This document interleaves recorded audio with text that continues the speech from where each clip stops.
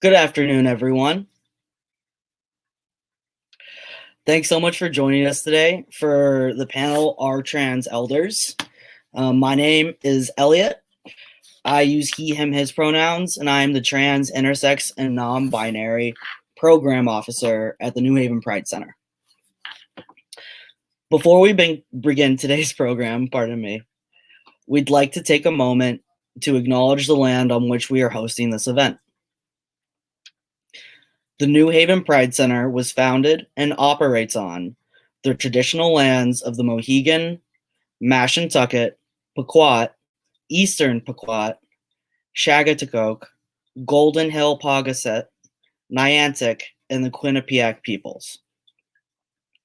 We hope that from wherever you are, you take a moment to acknowledge and honor the Native people whose lands you occupy and the history of the place you are in.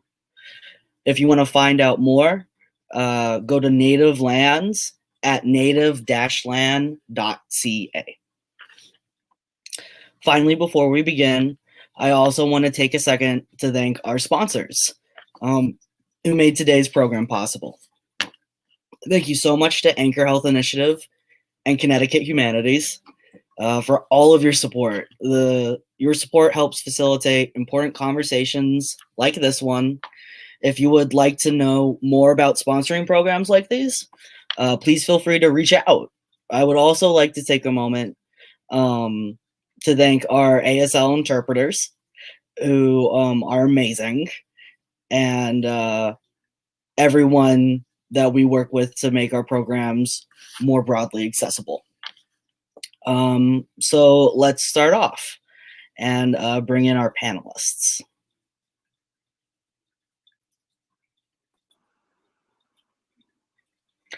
Hello. Hello.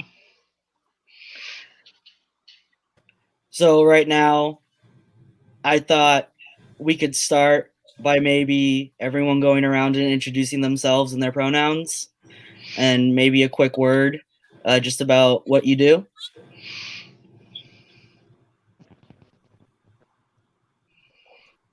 Okay.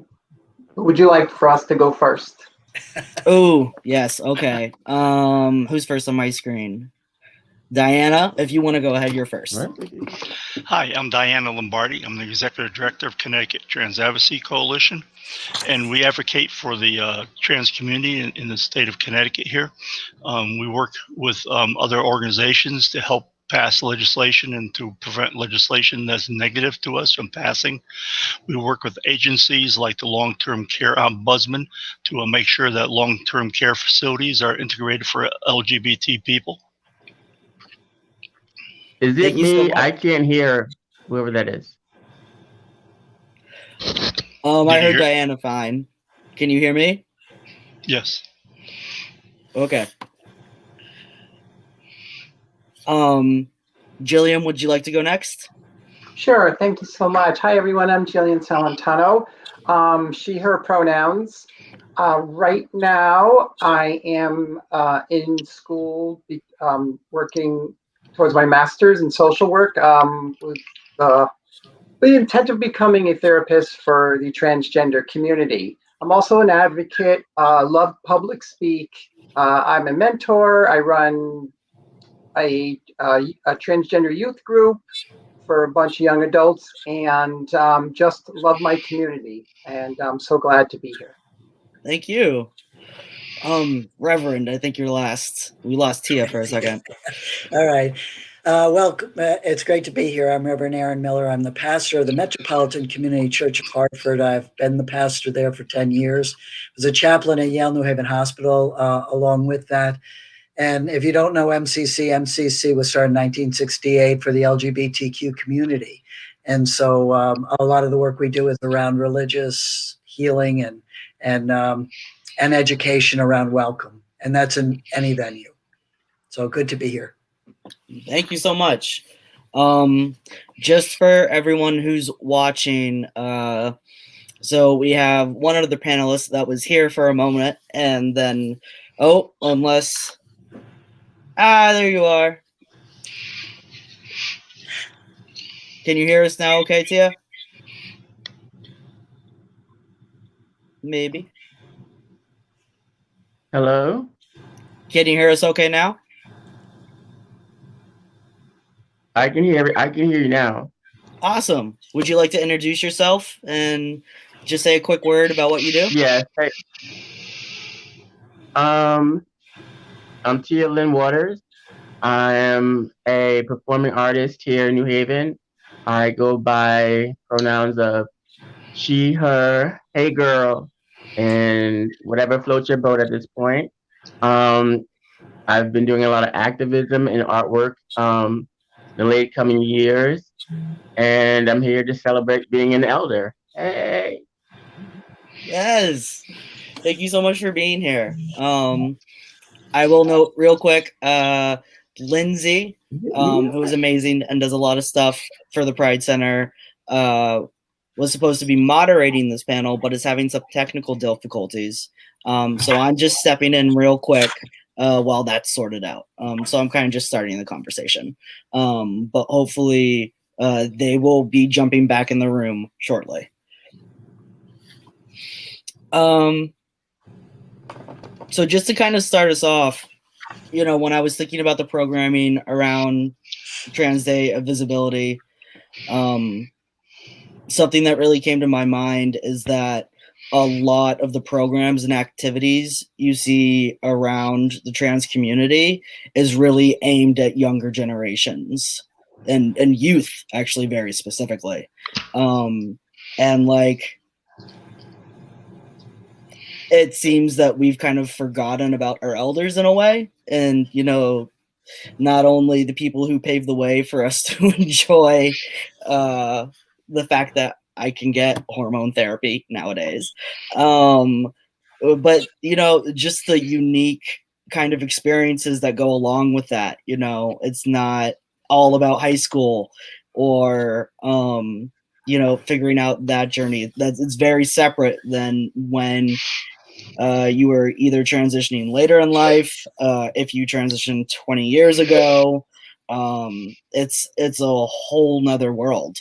And I really wanted to kind of try to address that a little bit in the very beginning of our celebration for TDOV, and talk about, you know, kind of trans elders and what goes into that. So I guess going off of kind of a loose question to start us off,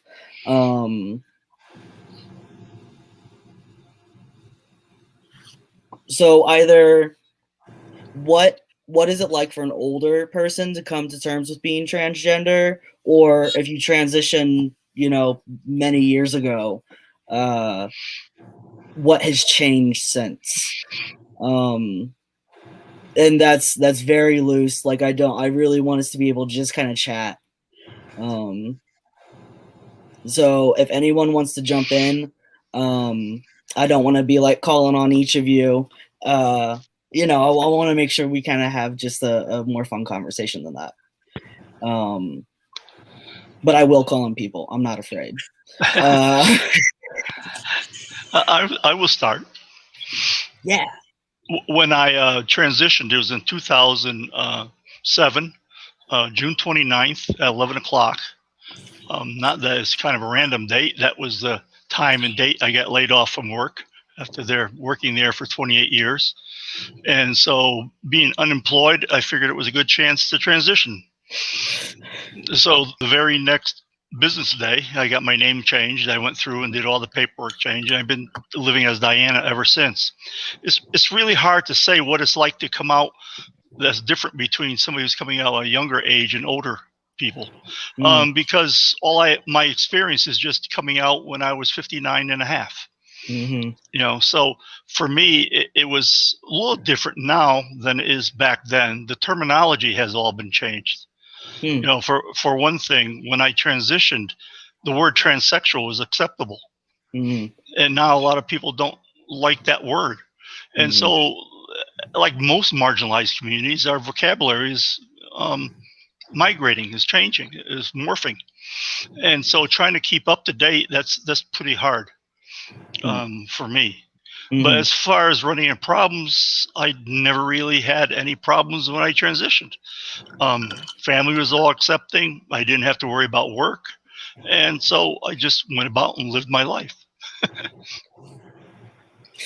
I really hear what you're saying about the vocabulary changing. And even now, and like I came out 7 years ago, but I feel like each time I log on to Tumblr, there's a new word that I have to figure out and look up. So it goes all the ways. Yes. Yeah, What I as far like as- is, oh, go ahead. As far as I've been living this lifestyle for over almost 30 years. And I know for the last 15, 20 years, I mean, the fact that you don't have to, I mean, at one point, to transition meant a lot of travel, which was also scary. And now the younger generation, they're very lucky that you can call up anything you want on your phone, laptop, or from your house. So if the things that you need to transition, I mean, it's a safer time because transitioning back, say 30 years ago, it was kind of scary.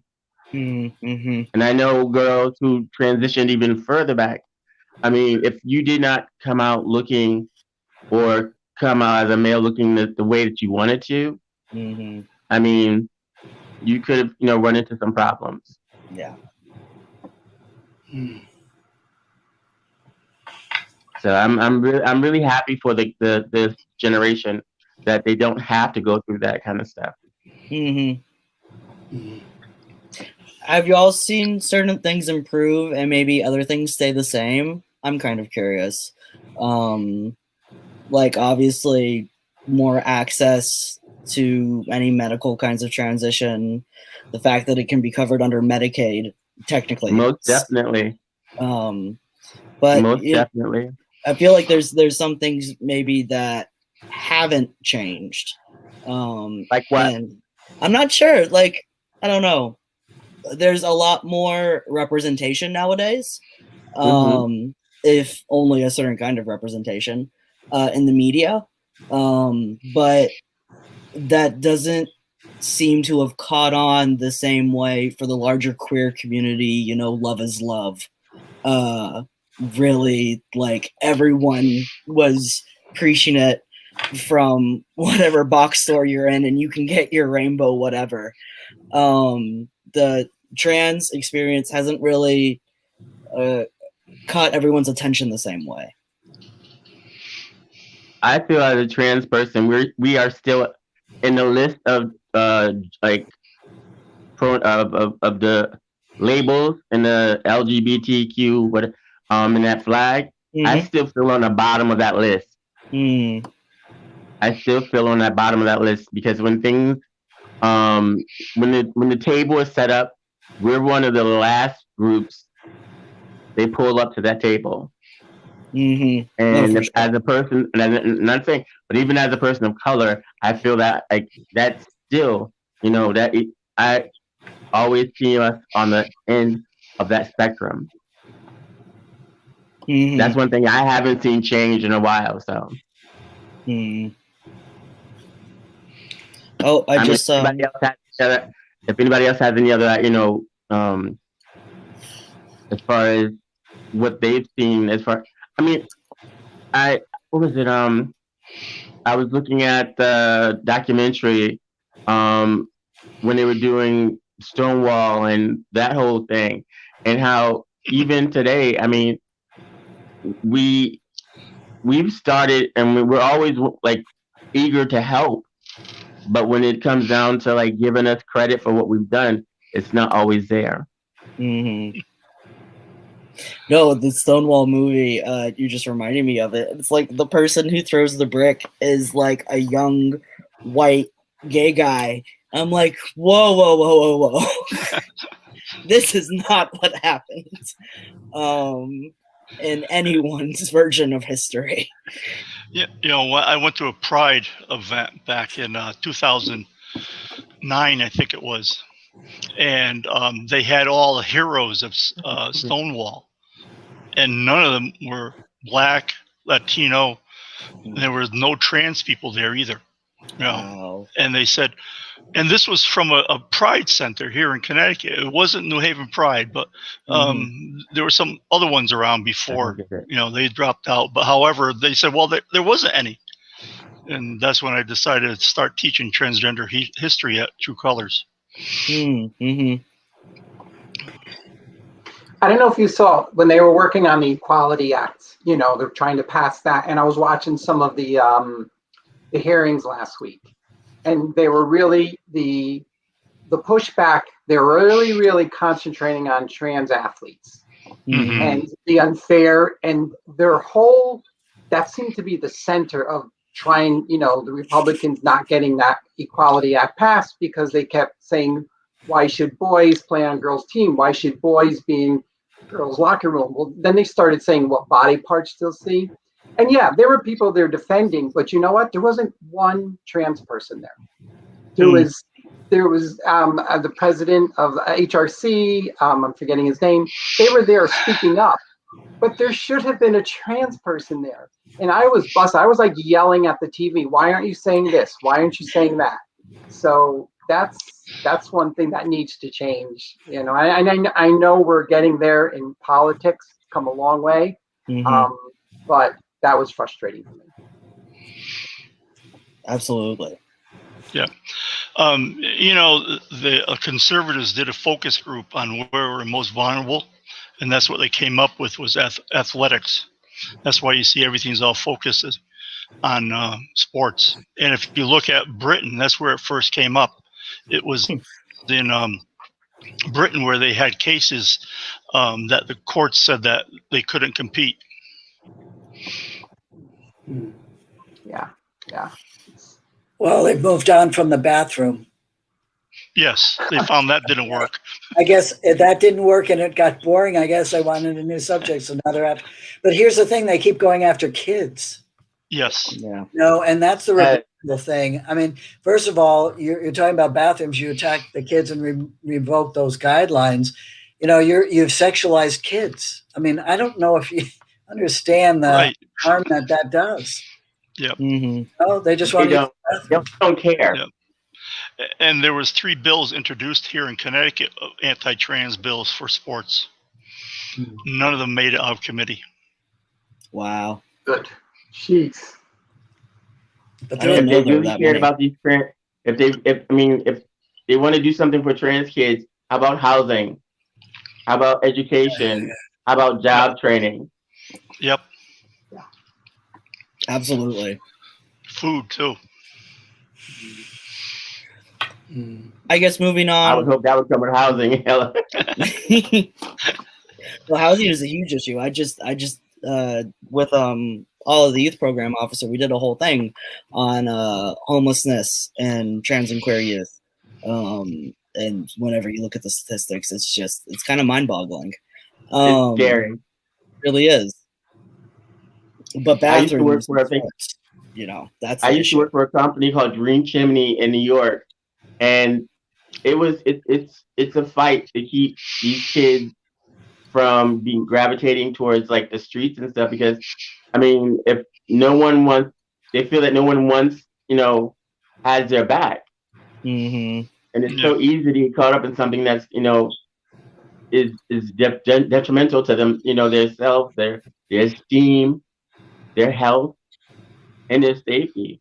Where that else applies is long-term care facilities, what used to be called nursing homes. I know there's at least 2 trans people in long-term care facilities, and one of them is the only trans person in a long-term care facility with over 300 patients. Wow. So she is very isolated. And also she gets harassed by other residents in the long-term care facility. So that's one of the places that we start looking at when we get older. What happens? Go ahead. Whenever something like that happens, I think it falls upon us as a community to basically, either, through awareness, through community, attach ourselves to that person or those people. Mm-hmm. Because I'm sure there's young kids, I'm sure there's young trans people that would love to go and visit an older trans person like that. Yeah, that's a great idea. I mean, but the thing is, we have to, as a community, we have to step up and say, okay, we need these programs, we need these like committees, or I mean, just a group of people saying, look, how many people in long-term care do you know? How many do you know? And then getting together saying, okay, even if it's like a gift basket to like once a month, just to let them know that they're not alone. Because again, most of us, when we get to that age, unless we have a very big like extended family, we're by ourselves. Right. Yep. You know, I did a talk once at a center like that, you know, for elderly. They wanted me to come in, and they had no trans patients, but I'm forgetting the name. It was in Hamden, but so I was able to speak. Like most of the you know, people there came, and it was heartening to see. At least I was glad to see that they were there and listening and talking about it, because I'm sure that if it hasn't happened already, that there are trans elders that are going to be there.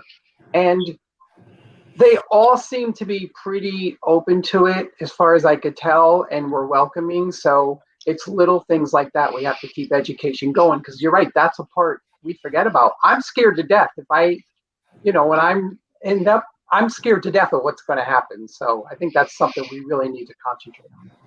Yes, definitely. Vulnerable. You know, also when people come into our houses, like for cooking and stuff, when we invite home care people in, that's another place. You know, when somebody comes into our house, we're most vulnerable, so we want to make sure they're LGBT friendly. When my parents used to come over, yeah, when my parents used to come over, I used to sanitize my house and hide all the stuff that was trans. You know, go upstairs, all my clothes, and bury it in some place, and so they wouldn't find it. But will we do that for somebody who comes in to take care of us? You know, elder care. And if you don't have an advocate, and you don't have a voice, and you're at your most vulnerable. Yep. There is an organization that's training home care providers in nursing homes. It's called Connecticut Community Care. They have what they call, now I forget the name of it, but they have certificates they hand out to long-term care facilities once they get training, and they have to retrain every year. So it's something that agencies are looking for. And there's a flyer, I guess they're going to be putting up about links to agencies that are dedicated to us. And how would we get those? How would we get that information? They're supposed to be posting it on the website or something. I gave it to Lindsey. Lindsey's back. She can talk about that. Yeah, I was just about to say, Yep, we're finally joined. Thank you so much for filling in, Elliot.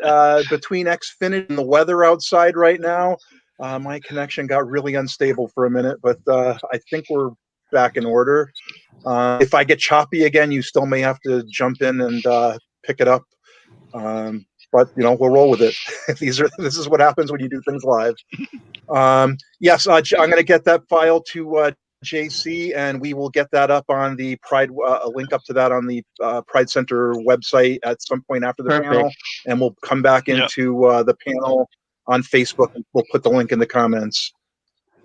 Awesome. So, the agency I was talking about was Connecticut Community Care, and they have a program called Getting It Right that they train healthcare providers and long-term care providers about trans people. I'm gonna let Lindsey take over now, but I will be in the background if y'all need anything. I'll still be here. But I was so happy that I got to say hi. Could you give me 2 sentences on where we're at, just so I can kind of catch up with what we've already covered and not cover the same ground? Yeah, of course. No, we kind of talked about transitioning earlier and what it was like. Tia was talking about having to travel and just the safety involved in that. We also touched on, I brought this up, how there's been a lot of support for the larger queer community, and we haven't really seen that for the trans community in particular. Whereas you can go to Target, right, and get rainbow colored anything. But it's, the trans identity experience doesn't quite have the same amount of corporate backing that you see there. But for the questions, no, that was kind of it. We were just getting started. And trans athletes. Trans athletes. Fantastic. Yes. Well, thanks so much for bearing with us on this one. This whole trans people, this is an incredibly issue. A lot of older trans people out there kind of feel invisible to some degree because a lot of the attention, and rightly so, goes to trans youth. I mean, they need our support. They're just starting out, and we know what an impact getting support makes on the suicide rate with trans youth. But all these issues are still out there with trans people. I was just at Reverend Miller's service last week, and I would have been thinking about this whole issue from the older trans folk point of view, but there was a young trans woman that was at the service, and I was mentioning I was making a name change, and she shared a story that I want to share now with the panelists because I think it underlines why this is another reason why this is so important. She said that when she was growing up in high school and had her GSA, nobody there knew a single trans person. So they a single older trans person. So they had this view in their head that a fatalistic view that was it. Pretty much they were going to get into their 20s, maybe their early 30s, and they didn't have much to look forward to.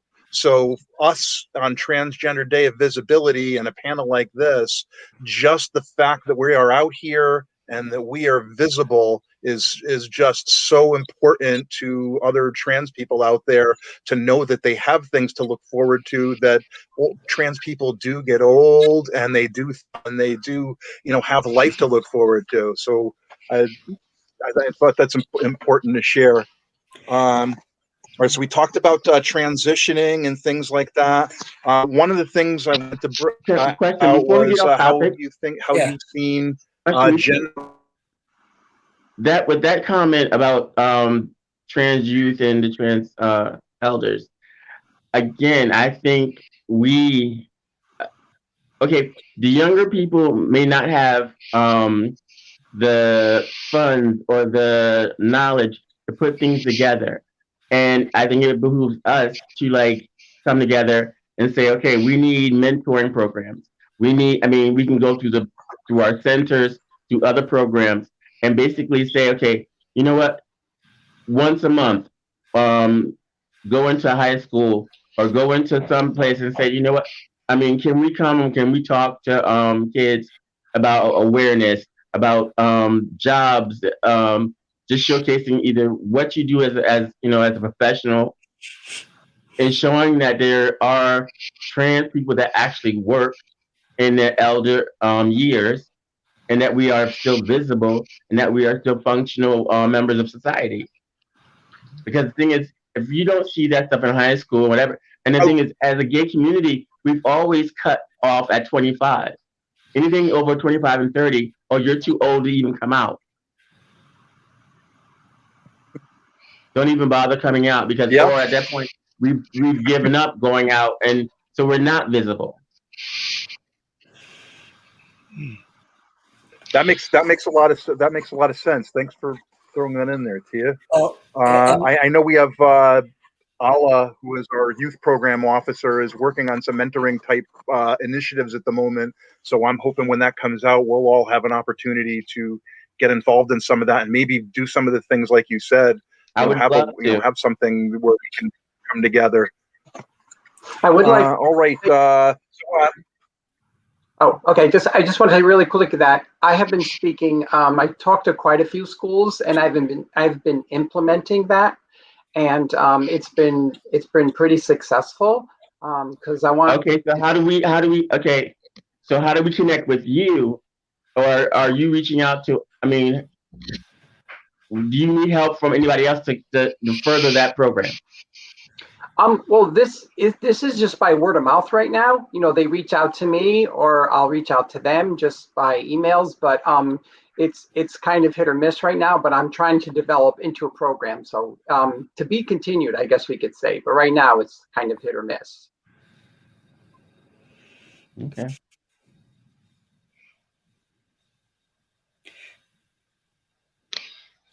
You know, I think that was a good idea about having youth go to long-term care facilities. Maybe somebody can reach out to GSAs to organize trips to long-term care facilities and senior centers. You know, because senior centers are also a place where we need to work on to be LGBT friendly. And aware, I mean, friendly, just let them know that, I mean, there are people there that, you know,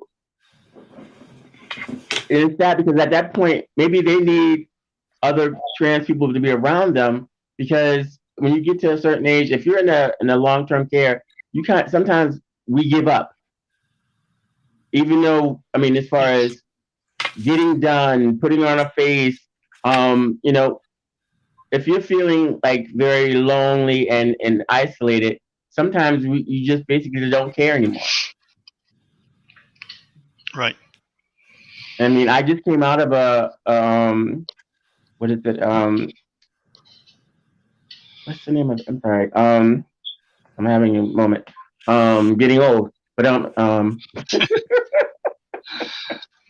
been there. A rehab facility. I'm sorry. I just came out of rehab facility because I had surgery, and I mean, just there are some characters in there, but it's a shame that they, you know, when you just see them floating around the floor because they have nowhere to go and no one to talk to. Yeah, they're warehoused. And there's a lot of, you know, and there's a lot of history and stuff that we can, like, you know, the kids can, you know, like basically use to their best interest. Yep. Hey y'all, it seems like we lost Lindsey for a little bit again, so I'm back. Yep. I was wondering if I could put a question. Oh, sorry. Okay. One thing I was going to point out, yeah, there is a movable senior center that is here. There's 14 towns that have an LGBT day at their civic center, and it rotates around to the different towns.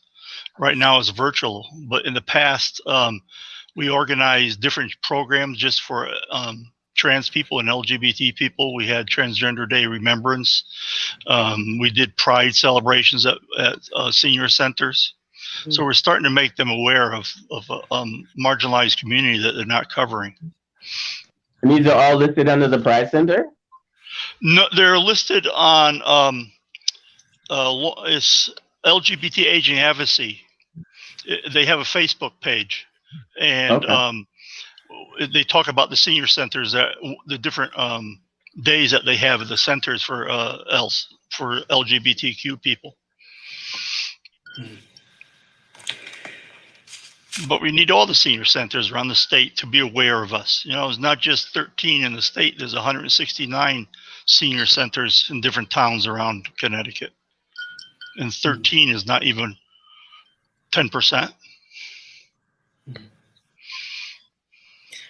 I was wondering if I could ask you all a question, just to change topics for a second, that I'm very curious about from your perspective.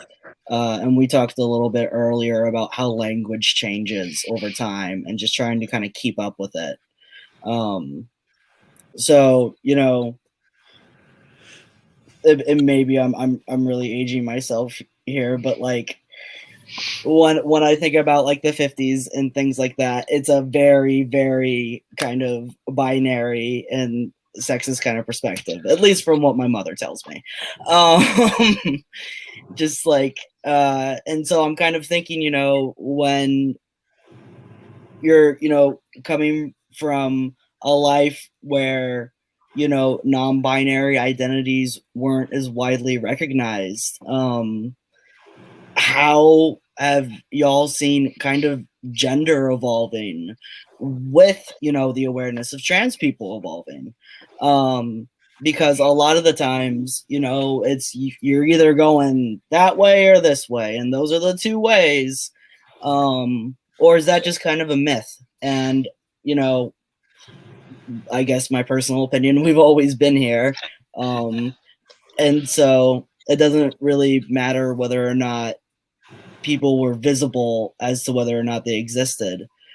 But yeah, I'm just kind of curious how y'all think gender roles have evolved and the language has changed, and especially the place of non-binary people now compared to, say, 20 or 30 years ago. I think there's been a huge, just in the last year, a huge change with transgender community and non-binary. I almost see it kind of taking on its own source because I feel they have been really under, have not been seen, and kind of overlooked, because not everybody, like, okay, I'm trans woman, so I identify as female, and that's it. But sometimes we forget that there's a whole lot in the middle, and we need to recognize that, respect it. Not everybody wants to be just male or female when they transition. So I've seen huge steps and huge strides in the last year, which I'm really glad about. And I'm constantly learning and catching up, and language is always changing with that. So even I struggle to keep up. So, but I am happy to see that happening and emerging. I think it's opened up the whole conversation about gender. Oh. I think three people started talking at once. Yeah. So I think it's opening up the whole conversation around gender. I think you're right, that it was a choice of two. And I remember the first time I saw gender nonconforming, I'm like, wow, there's a third choice, you know? And no one told me. now it's gender fluid, and we've gone on to many other distinctions. And I think that push, which largely I would suggest comes from younger folks as they're coming up, is that everybody has their own way of identifying, and all of that's fine, but it's opened up the conversation. And I think, frankly, as it did for when we got into sexual orientation, it opened up sexuality for everyone. I believe this conversation around gender has really opened it up, that people realize, I don't think many people are either or. And everybody is somewhere on this spectrum. And I think it's liberating and freeing for everybody. I think, I feel as far as language goes, I think with each generation, there's new words and new vocabulary for what's happening at that period. I mean, you can look back, 30 years ago, 40 years ago, at one point, gay meant something different. Fag meant something different. Sissy meant something different. And how all those names and all those labels have changed throughout the years. I mean, as far as orientation, I think with just as humans evolve, because I think we're still evolving as far as orientation and sexual orientations go. I think we're coming to terms with that, okay, there is a black and white, but in between is a whole gray. As we've all said, the spectrum, there's so many pieces in that, in between the black and the white, the male and the female. And we fall, and I mean, you can take a dozen trans people, and that, yes, they're all trans, but they may fall under the same title as trans, but orientation and sexual orientation, there's 12 different areas in there. And they're all going to be different because the people are different. But I think it's beautiful that there's more than 50 shades of gray. Exactly. Or pink. Or brown. Hey. No, absolutely. Can I jump in real quick? And I think another thing. And I think another thing that's, as our conception of gender has kind of expanded, at least within the terminology, right? It's giving credence to a lot of identities that have been, not identities, a lot of lived experiences that have existed for a long time, like intersex people. And gone unnoticed. Right, like this is an intersex person is just like, oh, you don't exist, you can't exist. I literally don't have the words for you. And you know, you don't. You can be intersex and not trans, and you can be intersex and trans, and everything in between. But I really feel like when the conversation is broadened beyond the 50 Shades of Grey, it has allowed for physiological things that existed everywhere. You know, people that, you know, have existed since history, human history, and allowed them to have a language as well. And it like it didn't just help the trans community, it helped communities that already exist in a gender variance that has nothing to do with trans. And that's something that I really appreciate as the dialogue keeps evolving. Well, I hope we can socially keep up with the terminology changing. Okay. Yeah. Because it's the people that are the issue, not so much the language, although the language helps us to communicate about ourselves, our wants, needs, and desires. The people around us are the light to come into the table.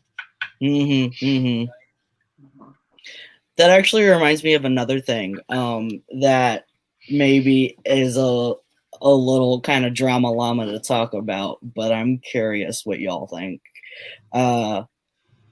So a lot of younger trans people I see are very angry a lot of the time and very much feel like it's either get it right the first time or I'm not going to really talk to you a lot after the fact. There's a survival mechanism in that for sure. But the more older people I talk to in the trans community have a lot more lenience and patience, I think. I think that comes with age. Yeah. Yes. That's the Yeah, and I'm just age. kind of, well, do you see, you know, I guess I'm kind of speaking for the young trans people out there right now. Are we really falling down in something? You know, But it's not just trans. I don't think it's just trans youth. I think it's youth in general. In the last, I mean, I don't know which generation as far as like the last 10 years, last 20 years, everything is instantaneous. Everything is, I want now, I need to have it right now. Yeah. And again, I was brought up in a time where if we don't have it, we have to wait. Or, you know, patience is a virtue. And that's not something that, you know, younger kids in this generation have at all. No. I mean, as again, if they want it, they can go on TV. If they want to order it, you can get food staying in the house. You want a toy, you can just Google it or Amazon it and it's to your house in 2 days. There's no sense of patience. You know, when I was growing up, we were out in the streets, you know, protesting the Vietnam War. And it was young kids that were there. And it's just like nowadays, you know, we need them. They're the ones who get things moving. Well, us old folks can say, you know, we can come up with a middle road that's okay for both sides. We've seen it before and we know what's happening. So we need the young kids out there protesting because they're the ones who get things moving. And us old folks just kind of... Go ahead. Are we talking about anger as far as he was talking about anger as far as like calling them the wrong pronoun or gender mark? You're talking about I think related. Am I right on that, or was I wrong? No, you're right. And what I was going to tie into was the fact that by them demanding their pronouns, they're bringing about change for everybody. Okay. You know, their insistence. And so, right, they're the ones who get things moving. So by demanding their pronouns, you know, for us older people, it helps us too. And you know, we can explain why it's important. We can do things without the anger and talk to people with it. But those younger people are the ones who get things motivated and moving. I work with a ton of young trans kids in what I do, and also at the gender program. I do my internship there. And the number one thing is, and Tia, you're exactly right, the impatience. Like, my parents won't, why they call me by my dead name? Why won't they call me? And they're so impatient. And what I do as an older trans person, I always like sit them down and calm them down. I'm like, patience, this is where you're going to have to start learning your patience. I said, as long as they're not doing it intent or with malice, they're transitioning with you. And I kind of just try to set that scenario for them. So whenever I see that happening, and I've seen it happen a lot, you always have to remind them, okay, you've been dealing with those emotions and those issues in your head for over for since you've been alive. You've just thrown that ball of fire into your parents' lap. And you're like, okay, now I want you to be as comfortable as it is with me, even though I've been dealing with it in my head all this time.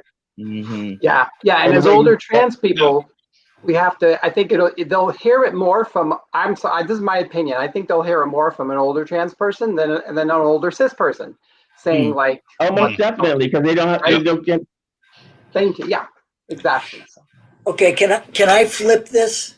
Flip it. Go for it. I want to flip it to the older generation, because one of the greatest concerns I have as we age is we need this insistence, the same thing you're describing for the youth, the ending as we age, so that we make sure that, and this is really a vulnerable thing, that we are respected as we become sick or infirmed and as we prepare to leave this world.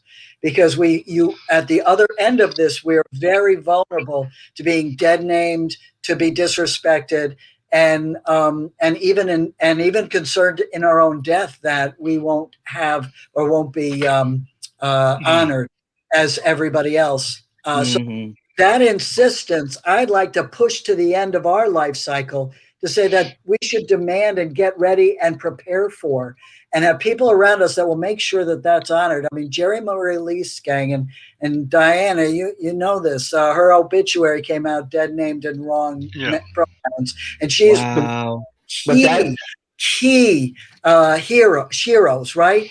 And even she did not get that honor at the last breath. She did because of us. The community came to her defense quickly, and we had that changed. But we're not always with advocates through the hospitalization process, the dying process, and we need to make sure that however we set that up to protect ourselves and one another, that's honored in a society that doesn't, and families that may never have accepted us. I think that has to also, we have to educate yourself on something that's also an issue that most people don't want to think about, death. And as we get older, we don't want to center on it, but we need to know that, like the living wills and those type of things, that we need to set it up for ourselves, not rely on anybody else. We need to set it up for ourselves as far as how we want to be, serviced at the end. What we can write our own obituaries. Okay, I mean, it's not write out word for word. You could say what you want in it. I have. Okay, these are things that, again, as elders and people moving on. I mean, if you're a younger person and you really, if it bothers you that much, what people call and talk about you at the end. Me personally, I don't give two hells, because again, I'm not going to be here. It's not going to bother me as much as that, because again, I know what I am. I know what I live my life as. In my will, I have it specified what I want on the gravestone. Nice topic to be talking about. I want my male name. Part of this. I want my male name from the date of birth until June 29, 2007. And then July 1st until my death, Diana. I figured a couple 100 years from now, they'd be scratching their heads going, what? I love it. See, I thought about it. I want my ashes put into some fireworks, and I want to go out in a blaze of glory. I don't want a marker. I don't want none of that. I just want you to go.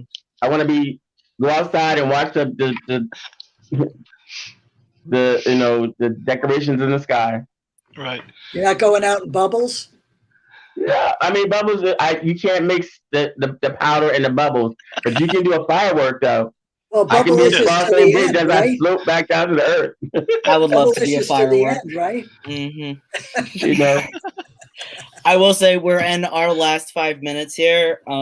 So before I do some closing remarks, I kind of just want to add on, Reverend, to what you're saying as well. Like, I think if there's ever a time for the younger generation to not suffer any fools, is when we are protecting our trans elders. Because at that point, at least for me, it's a no holds bar kind of deal. Like, this is protecting our own community is kind of the line for me. And especially when you're dealing with how someone is remembered and you know, a legacy that is being left behind. Not to end with such a morbid topic, and I'm sorry, y'all. But life is life, baby. Say again. It's all a part of life. Truth. That's right. Yes. But I do think it's really on us as well.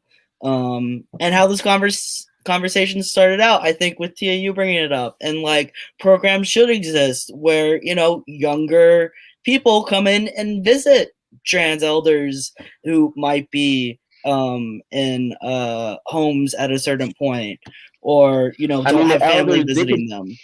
Even if a handful of elders got together and did a potluck for a younger community and say, oh no, like that, like a sit down dinner where people could just talk, get to know each other. Something very simple like that. I mean, it does. I don't see why it's so hard to get certain things done, even though I know there's red tape to everything. Yeah. I think it's just so important though, because you all have so much to kind of teach kids nowadays, which you all do through your own work and life, but also just like in potluck situations, and the younger community also needs to remember that they kind of aren't the end all and be all, and there were a lot of people before them who might have some advice. Is it Reverend or? Yep, that's fine. Okay. If you, I mean, again, if I know you have your youth there. If you ever want to put something together, even like once a month or something, please feel free to reach out to me, and I will wait. I can cook whatever you want, and you know, I know a couple of different, like, you know, trans people come down and just have it like a sit down meal and talk. Wait for it. It'll be the next Pride Center group. Can I add one thing before we go? Yeah, go for it. If you notice this little state of Connecticut thing here, yeah, there's a survey going around. The legislature authorized a survey of LGBT people for the state of Connecticut, and it's really important because they're going to base funding on Pride centers and everything else on how much we hear about the survey. So please take the survey. For sure. No, actually, is there any way to actually get the survey and like look forward to do it, or do we just wait and go to the Pride Center? It should be on the New Haven Pride Center website someplace. There should be something mentioning it. I know on CTAC's Connecticut Trans Advocacy Coalition Facebook page, we have a link to it. So it's only about 15-minute survey, but it's really important because we need to make sure that we get proper funding. And right now, 20% of the people replied are trans people. I will double check that. I definitely want to make sure that we have that up. Well, we're at the mark. I want to thank everybody here for coming and talking with me and taking the time out of your day. I really hope that either through you all connecting with each other in some capacity, or me kind of maybe setting up at the center, that, you know, we can bring to light some of the things that we've been talking about, where there can be those kinds of spaces where generations can talk to each other. So thank you again for joining us for today's program. Remember, the center is here for you year-round with dynamic programming, support services, case management, and more. You can find out about all of our upcoming programming at newhavenpridecenter.org. Finally, don't forget, like I just did, to follow our social media, including at New Haven Pride Center on Facebook, at New Haven Pride Center on Instagram, and at New Haven Pride on Twitter. And you can subscribe also, and this is really cool, to our YouTube channel where we have a catalog of all of the panels that we have done. So if you missed it live, no worries. You don't have to go trolling through the Facebook line. Finally, if you enjoyed today's program, please consider joining as a member. It's totally free at newhavenpridecenter.org/join now, or making a donation to support our programming at New Haven Pride Center /donate. Thank you so much again to everyone. This was amazing, and I really hope we do a follow-up. And thank you to everyone who watched and commented. Thank you. Have a great day. Thank you.